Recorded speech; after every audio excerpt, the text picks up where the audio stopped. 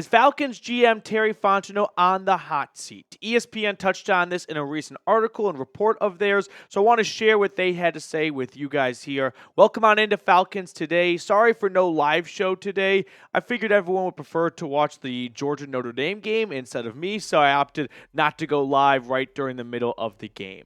But here's what Jeremy Fowler had to say in a recent article where he detailed all the buzz and the rumors out there across the NFL. And he touched on Fontenot, saying, I know some people in the league are at least wondering about the future of Atlanta GM Terry Fontenot in light of the $90 million Kirk Cousins experiment that lasted 14 games and the lack of a banner season since taking over in 2021. Atlanta hasn't been in the playoffs since 2017 and faces a tall order getting there this season after Sunday night's loss to the Commanders. I personally believe that Fontenot should 100% be on the hot seat. What have we really seen since he's taken over to believe, yeah, this is the right guy at the wheel? I'm not even really sure if he's at the wheel. When it was Arthur Smith in charge, it kind of felt like he was making the quarterback decisions. And then Raheem Morris comes over, and him and Fontenot are working in tandem. You know, Arthur Blank had a big say in the entire quarterback selection this offseason when it came to Kirk Cousins and Michael Penix. So I'm a little curious as to what truly is Fontenot's role as the general manager, because you have some GMs in the league where they run the entire show, and you have some GMs like Fontenot where they kind of work with the coach and maybe work with the owner, but you're not really sure who's responsible for what. But I can tell you this much. Since 2021, the Atlanta Falcons are 29-38. This team has not improved since they made a regime change in 2021. He was hired after being the Saints' assistant general manager. And let's not forget about what got him his role in New Orleans as the assistant GM and then got him the Atlanta Falcons general manager job.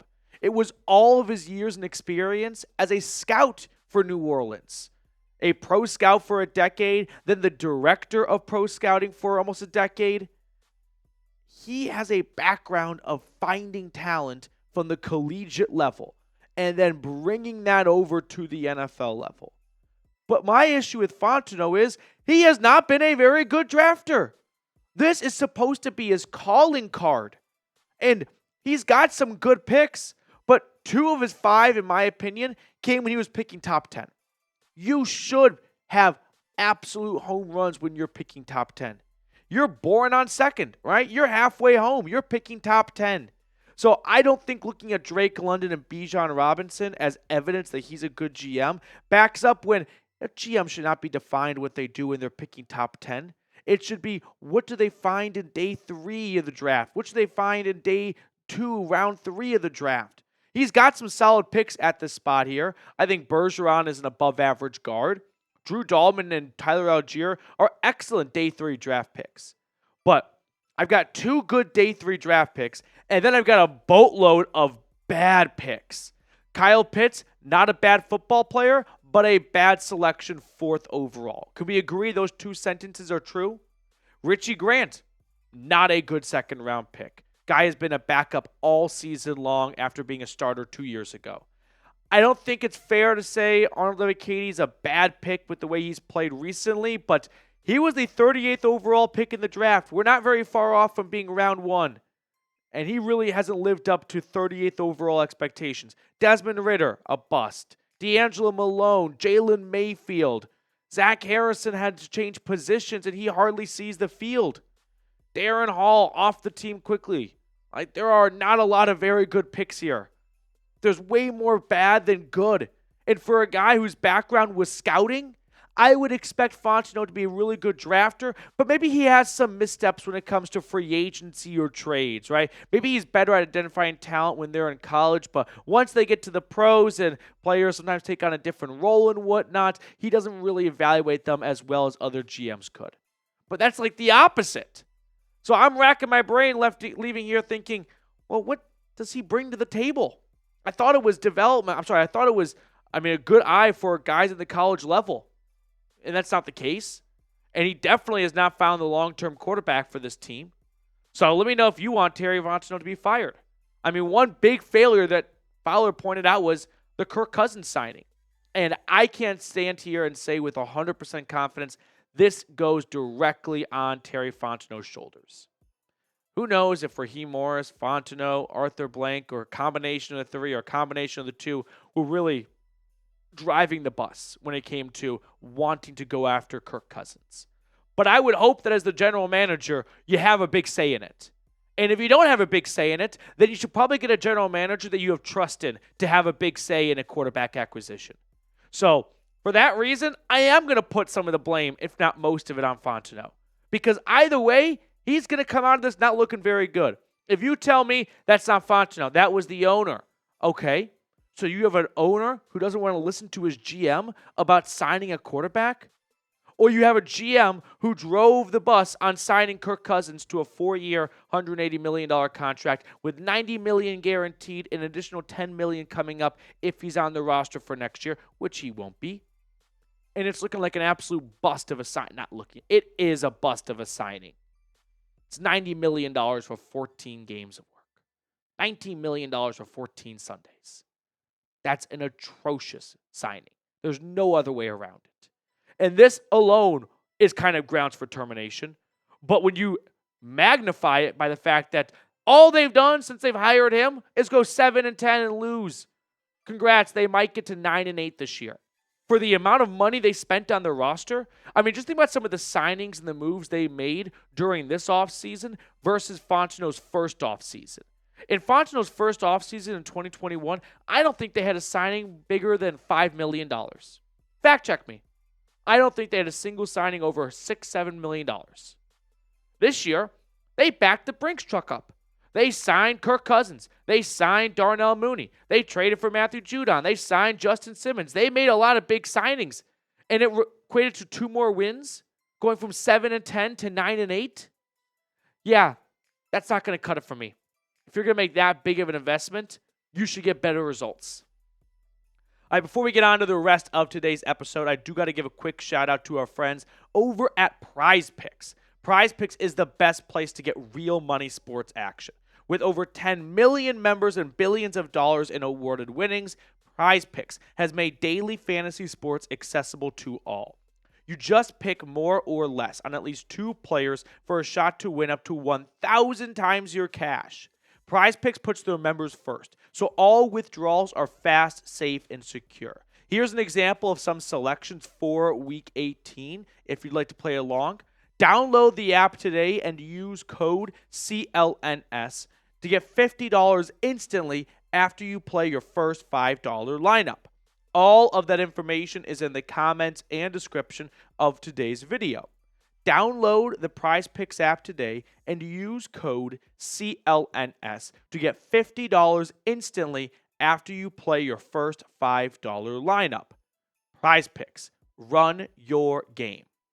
So let's take the heat off of his lack of draft success and talk about free agency, which oddly enough, I think he's done a better job in, despite his background not really being in that realm of the GM side of things. I mean, Jesse Bates, phenomenal signing. Truly, the best move I'd say Fontenot has made as the Atlanta Falcons general manager was bringing on Jesse Bates. He has been worth every single penny they have paid him. Darnell Mooney, he was pretty good this year. I mean, the season's almost done, but he's just a few yards away from a 1,000-yard campaign. Fortunately, kind of disappeared the last few weeks, but I think that's more of a result of the Achilles injury he's been battling. But still, these 2 signings have checked off for me for sure. Caden Ellis, for the value, $7 million, and he's been the second best player on your defense. Yeah, really good move. Comes over from New Orleans. The 2 had some, history there. Mike Hughes, I don't think he's been Mike Hughes got off to a really good start this year, and it's not that he's been playing poorly recently, but he just hasn't been playing as well as he was to open up the year. But still, you found a starting cornerback for $3.5-4 million. Like, I'm going to take that value every single day of the week. Ray McLeod, really good signing when you look at the value.